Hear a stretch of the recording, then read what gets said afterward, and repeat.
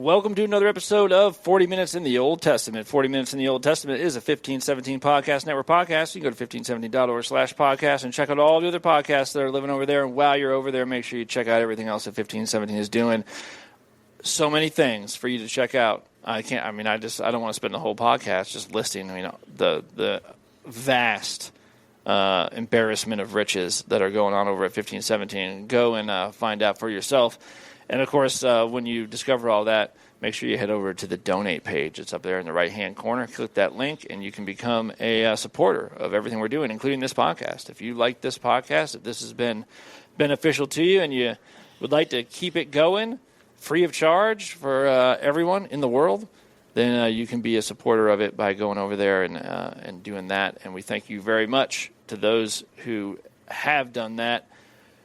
Chad, we are in Isaiah chapter 9. We have gotten through the first 7 verses. Man, it was a good one. We got just bogged down in the best way last episode as we talked about, some real hopeful promises. We got those good words from the Lord. Talking about, that a child's going to be born for us, that this child's going to be given for us, that the government's going to be on his shoulder. He's got these great names. There's all kinds of good stuff going on. It sounds like maybe we've turned a corner in Isaiah. And as you might have learned, there's a lot of corners that get turned in Isaiah over and over and over again. And so or maybe it's more like a pendulum. Maybe it's just back and forth and back and forth. And that's sort of what we're going to have here, because in the same chapter, you couldn't even get a whole chapter of just like, all right, this chapter is 100% good news and promise. No, we're going to have to break this chapter into 2 halves, some law and some gospel. Of course, Isaiah flipped it and said this chapter is going to be gospel. And now let me tell you, though, I got some bad news as well.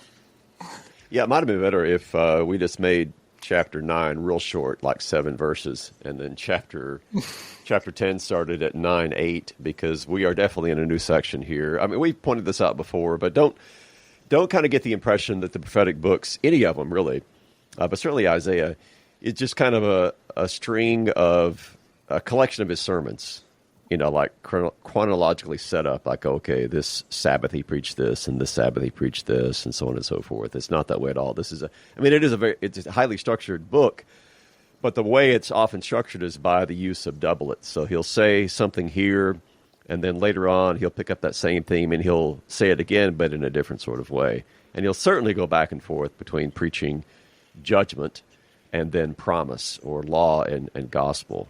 So we've just had a full meal of gospel in those first 7 verses. And now in verse 8, he's going to change plates, and we got some law that we're going to need to consume here. So we're back talking about judgment, back talking in particular about the approach of the Assyrians that we heard a lot about back in chapter 7, where you have that whole scene where Ahaz is presented basically with a choice. You can either trust God, you can either be firm in faith, or not firm at all. And as we know from history, from 1st and 2nd Kings and elsewhere in the Scriptures, Ahaz chose to lean on the Assyrians. He chose to go the Assyrian route instead of the Yahweh route.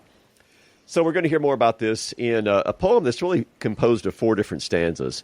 And the recurring theme of this is going to be voiced 4 different times in these words. For all this, his anger, talking about God's anger, for all this, his anger is not turned away, and his hand is stretched out still. That's going to be in 9:12, 9:17, 9:21, and then 10:4.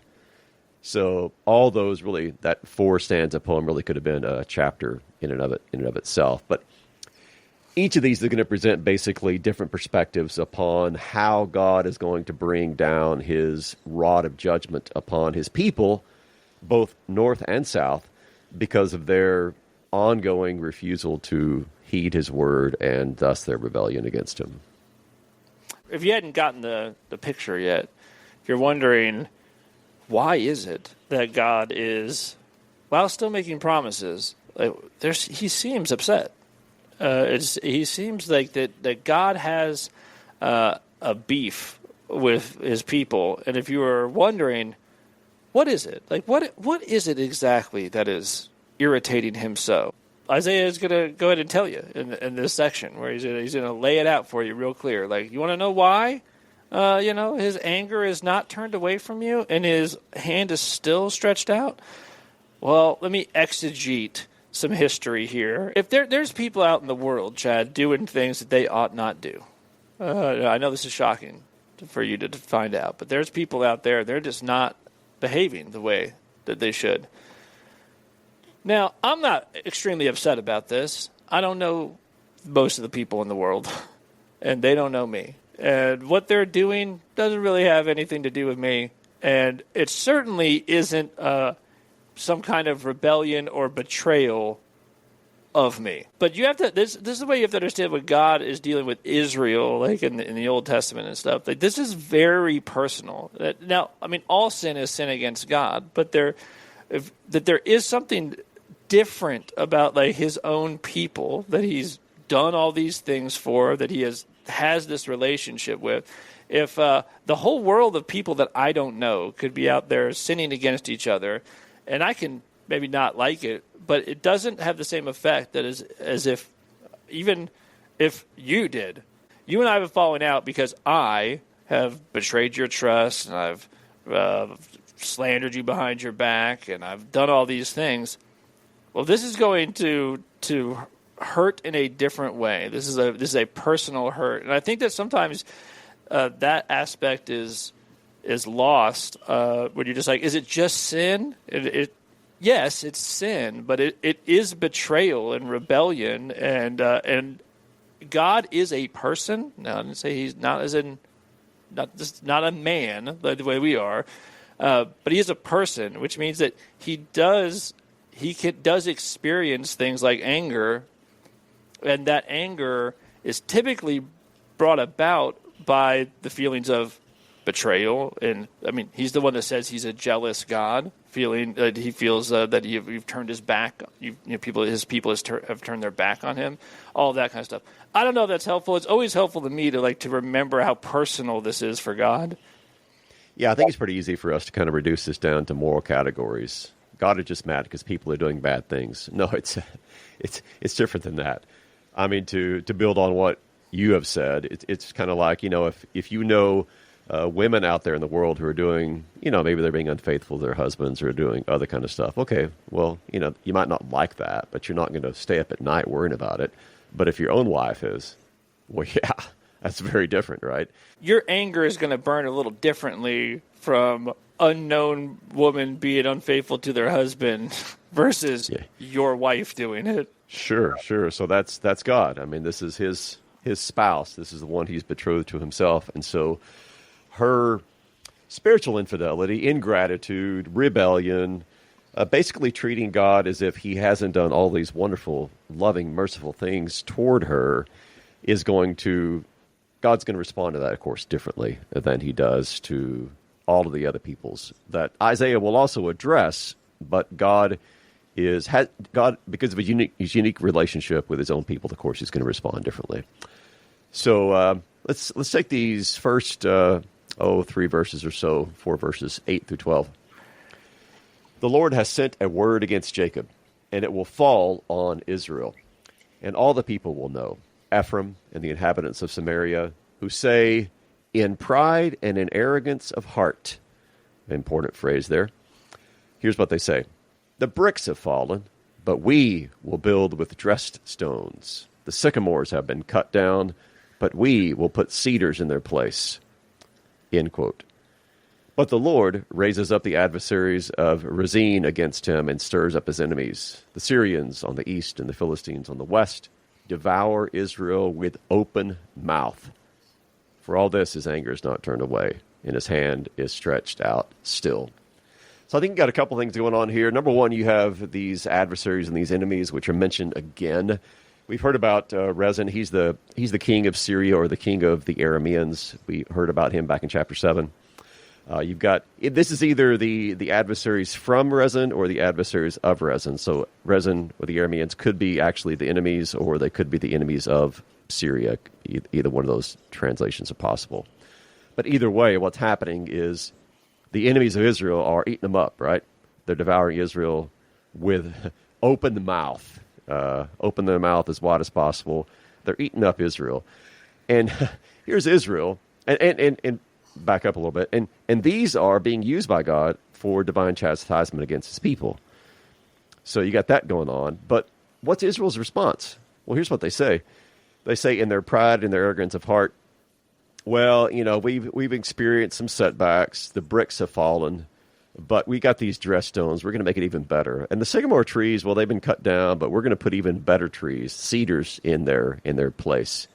One commentator I checked out thought there's maybe an echo here of the Tower of Babel, which is certainly possible because this word for bricks is actually, I think it only occurs about 12 times in the Old Testament.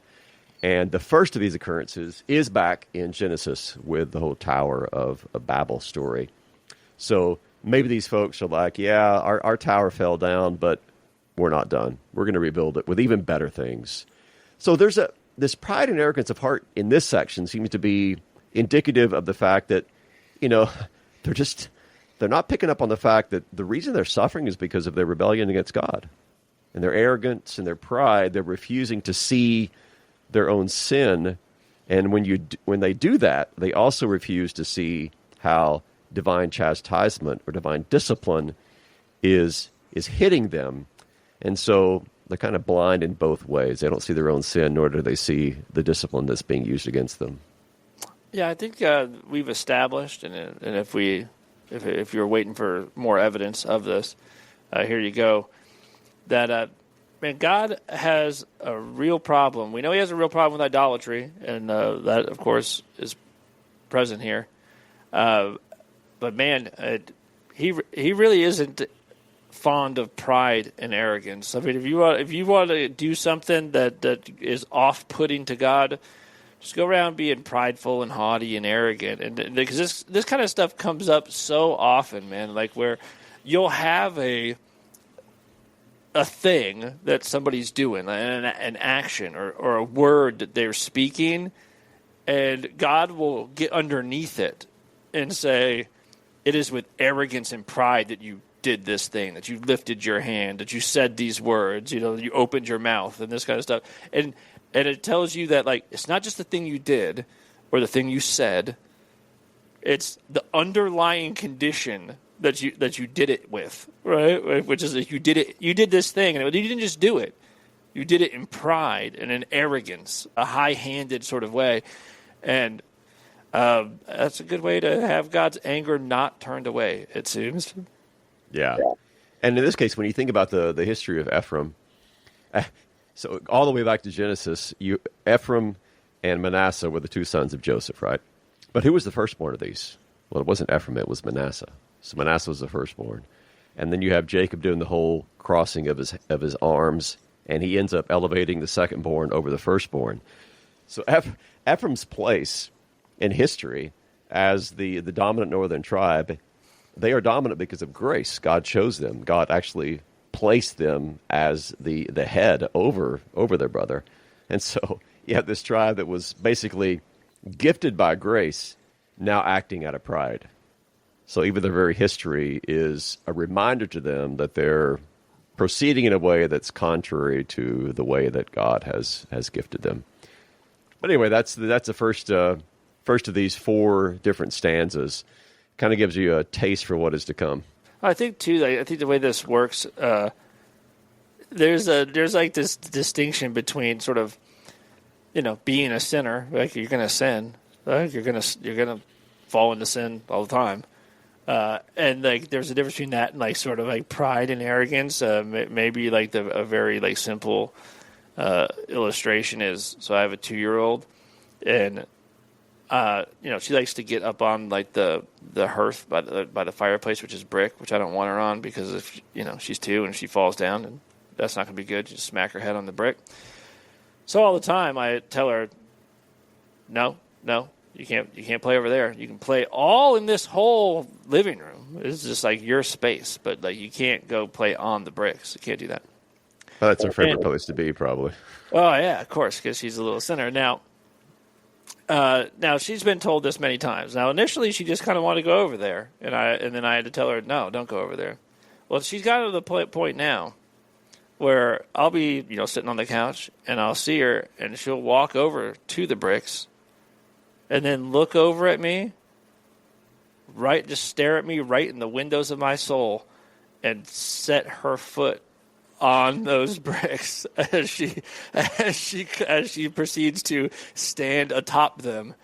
Now, that is different. Like what that is be telling me what to do, old man. Like this is high-handed sin. What is that? That's the arrogance, Chad. The sheer arrogance of this 2-year-old to just defy me willfully, looking at me while she does it, and that's what Israel does. A lot of that. Yeah. I think probably children from the age of 2 to 4 are probably some of the best examples of this human rebellion that we have. They're still cute, but they're exemplifying exactly what grows into full flower in adulthood. Yeah, you can't claim that you don't know. You wouldn't be looking at me the way you're looking at me as you do that if you didn't know. Mm-hmm. Yeah, absolutely. All right, so that's first stanza. Let's do 13 through 17. Next one. The people did not turn to him who struck them, nor inquire of the Lord of hosts. So the Lord cut off from Israel head and tail, palm branch and reed in one day. The elder and honored man is the head, and the prophet who teaches lies is the tail. For those who guide this people have been leading them astray, and those who are guided by them are swallowed up.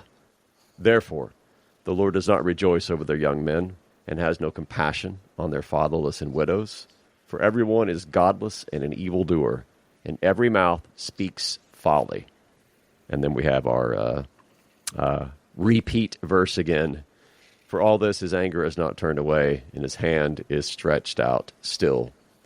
So we have a little bit different focus here. In each of these stanzas, we'll have a little bit different focus as to what's going on theologically or what's going on morally with regard to his people.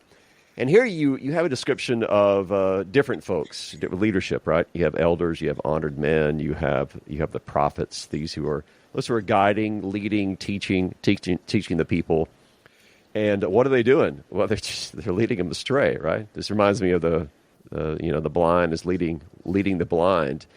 Here, they're leading them away from the Lord, and they're leading them, of course, toward destruction. Now, that opening line, the people did not turn to him who struck him.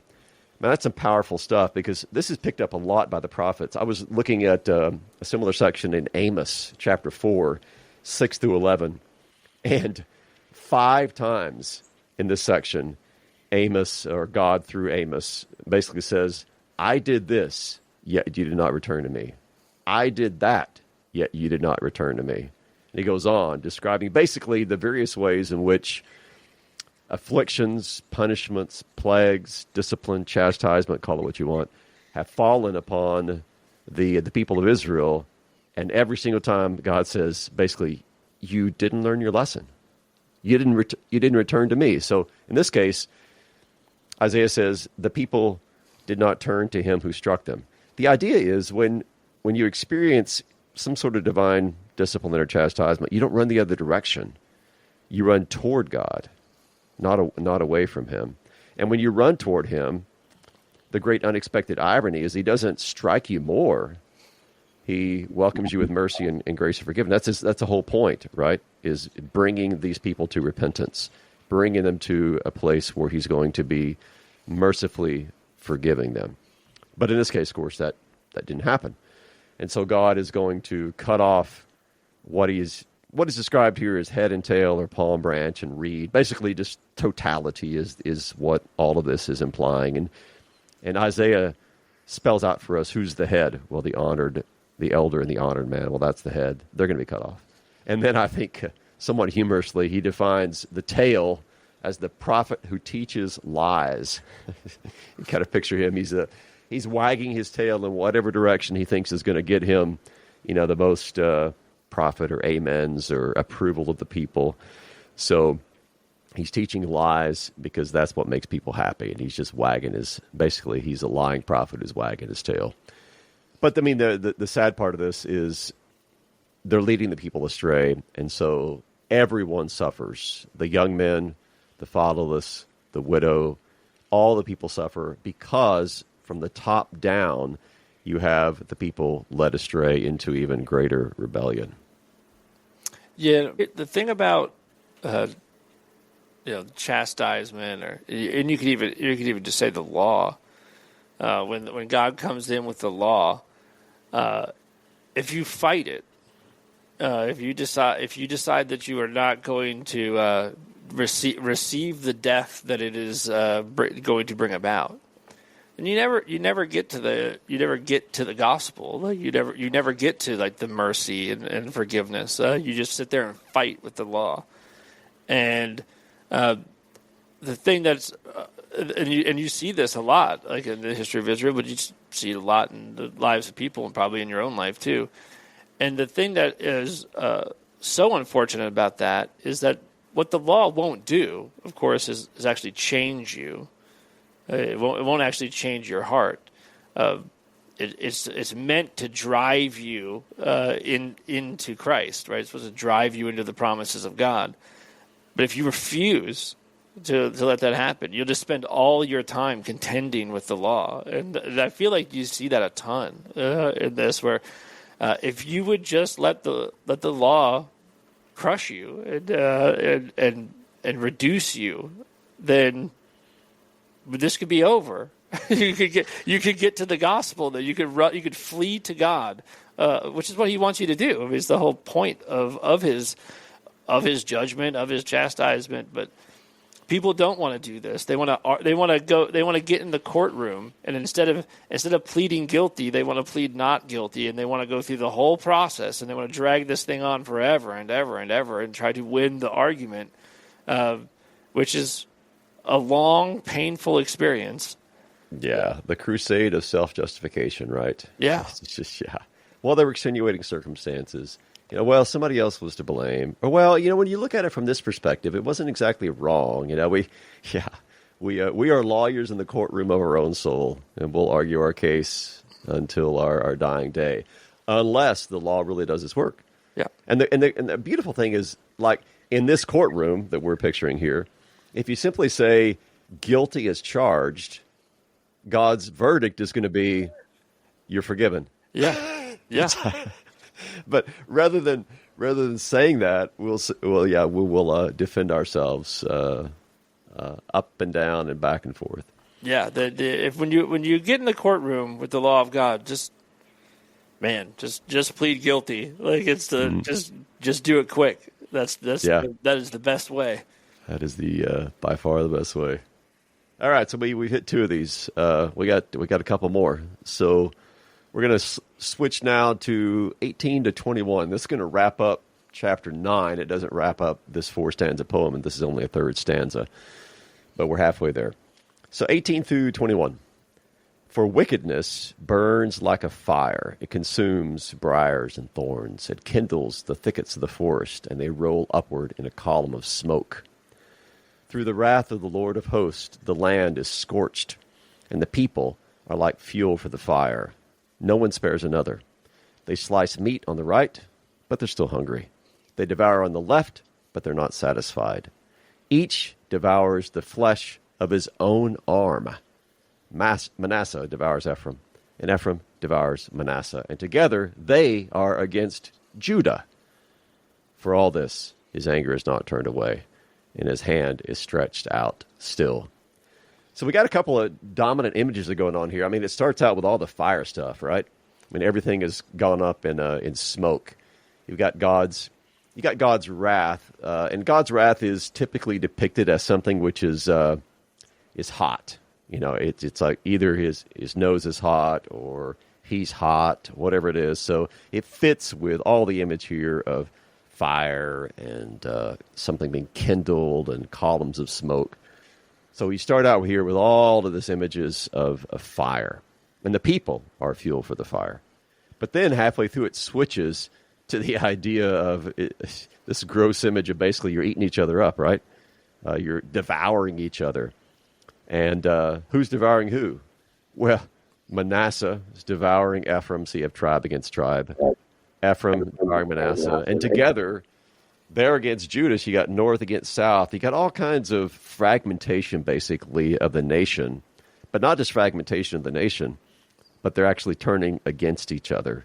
And we see this historically happening because when King Ahaz was reigning, you had the north teaming up with the Syrians, trying to force the south to do their bidding, to join them in this alliance against Assyria. So you've got fragmentation among the population, and then at the same time you have this happening, you have all of the destruction that is coming upon the nation, which is pictured here in terms of fire.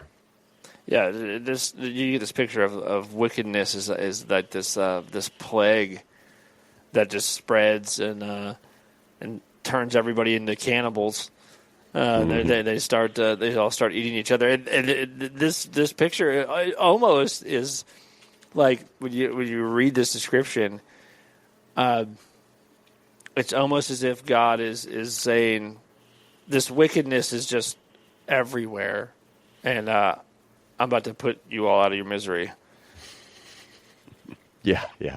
And this is so true to human nature, too. So the people are obviously not right with God. I mean, that's the whole point of this, right?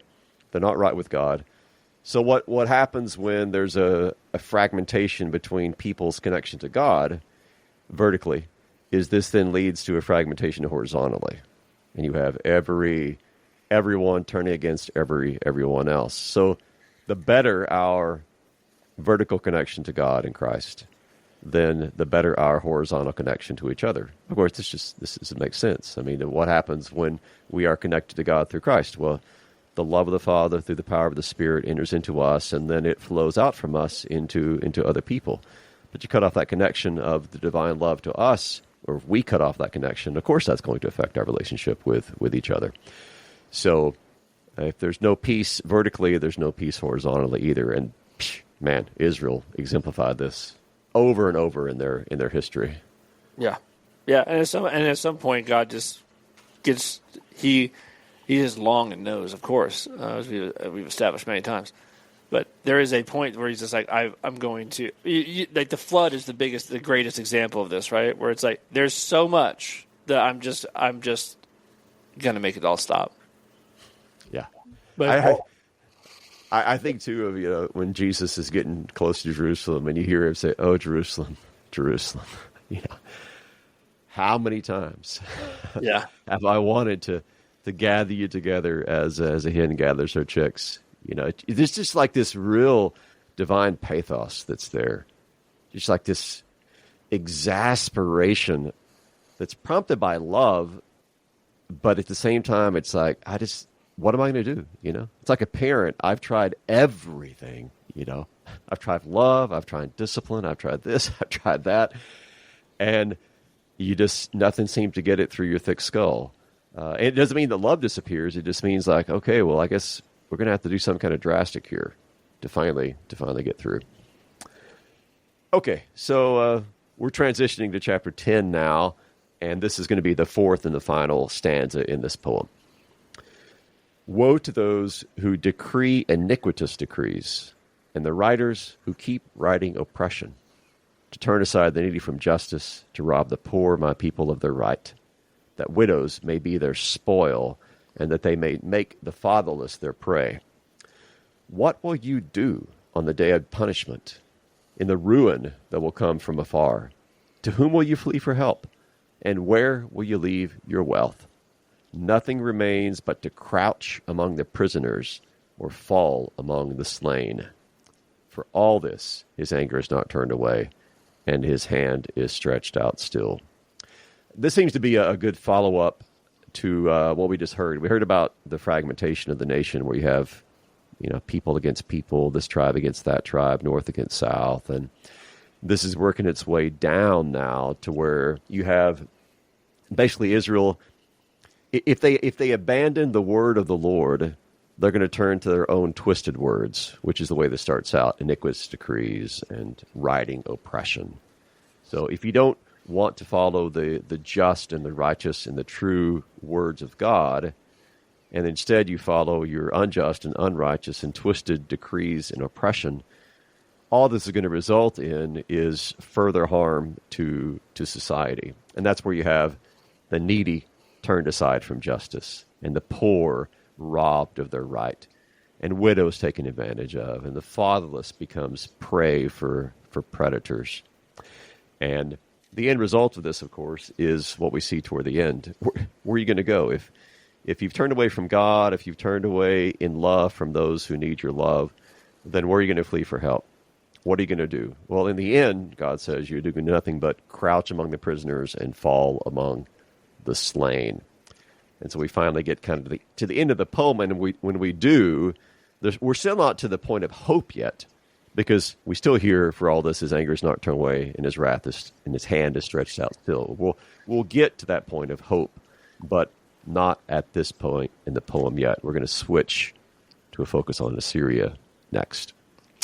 I know I need to start using the word iniquitous more. I mean, iniquity is I use that one, semi-regularly, but iniquitous. I mean, now Iniquitous. that's start weaving that into your day-to-day speech. I need to expand the vocabulary to figure out. I just need to call something. Well, that was iniquitous.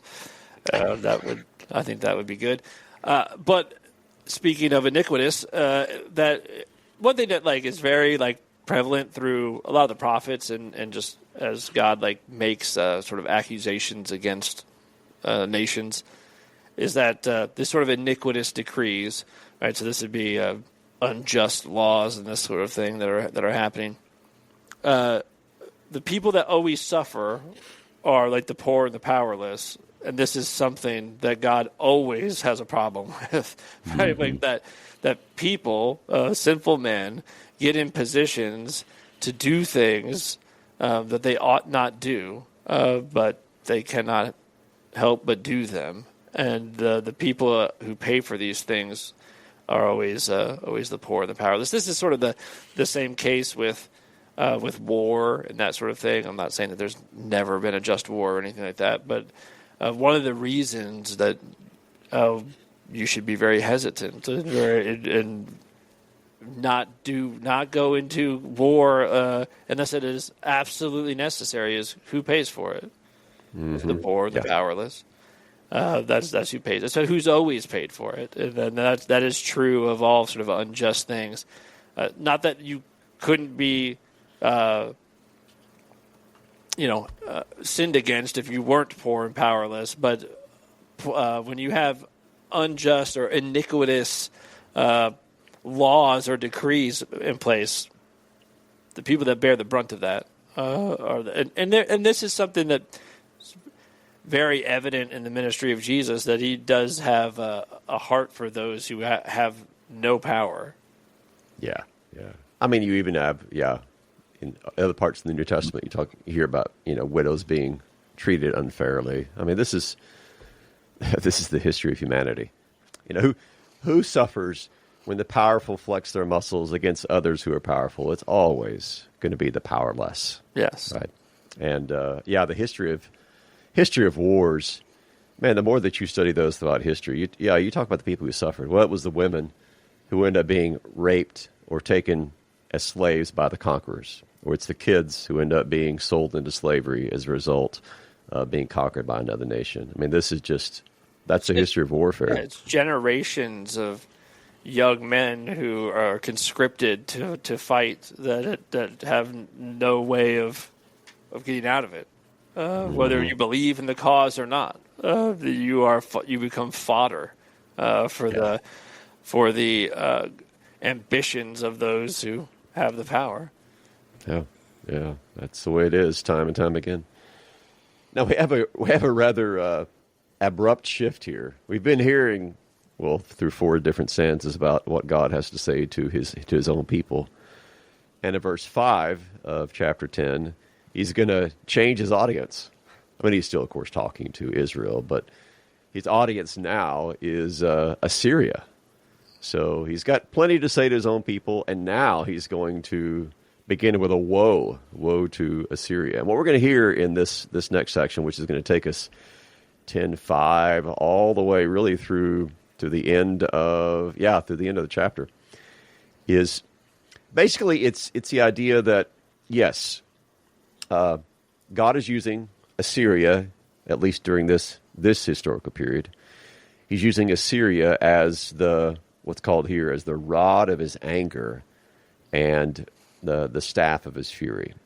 So we see this throughout Israel's history, where one of the ways that God will discipline his people is by using foreign powers. That's their history of the book of Judges, right? The people rebel. So what does God do? He sells them into the hand of the adversary. And the adversary will rule over them for a while, abuse them, do all this kind of stuff, and then they'll repent. God will send a deliverer. So God has had a lot of foreign powers who are the rod of his anger by which he disciplines his people. The Assyrians, the Babylonians, so on and so forth. However, at the same time, there is always this idea that the very people that God is using in order to accomplish this are still responsible for their own iniquitous, I wanted to use that word, for their own iniquitous actions. And what they'll do is they don't see themselves as God's instrument of discipline. They're acting out of their own rapacious character, their own arrogance, their own pride, their own ambition for evil. So God will, at the same time, then punish them after he's used them as the rod of his anger.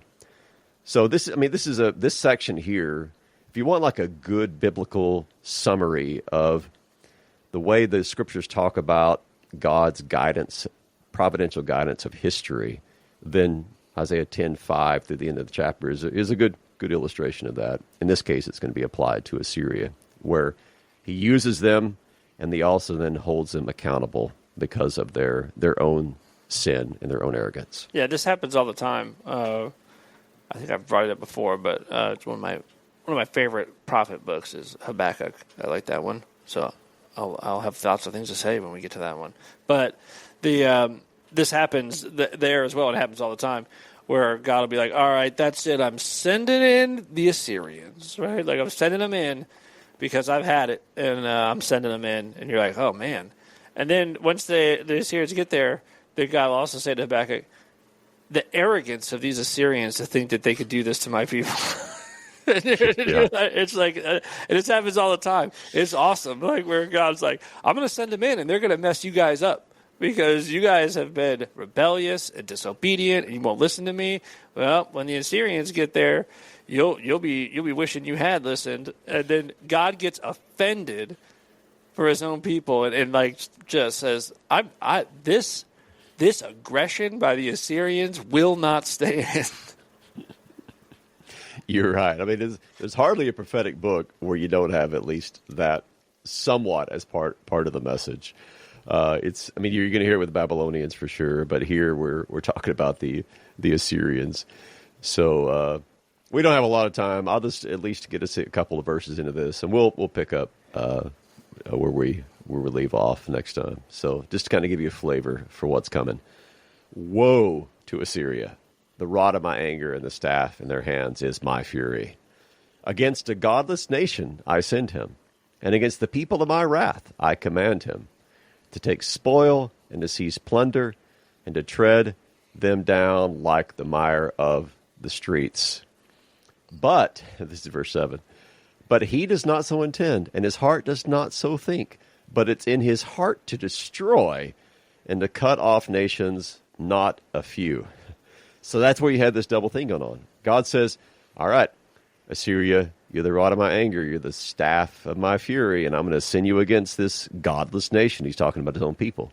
And you're going to, take spoil and plunder. You can do all that. But then verse 7 gives the perspective of the Assyrians. That's not what they intend. That's not what they're thinking. What's in their heart? Oh, I'm just going to be out to destroy. I'm going to cut off all these nations. So what we'll hear is God coming back and saying, well, guess what? You're the rod and you're the staff, but I'm going to turn another rod and staff against you. Or to pick up another metaphor, God describes them as an axe. And then toward the end, God says, give me that axe. I'm going to chop you down now. So that's the picture of history that Isaiah is about to give to us. Yeah, that's great. All right, well, we'll leave it there and jump back into it next episode to see how God explains what's going to happen. I'll see you then, Chad. See you then.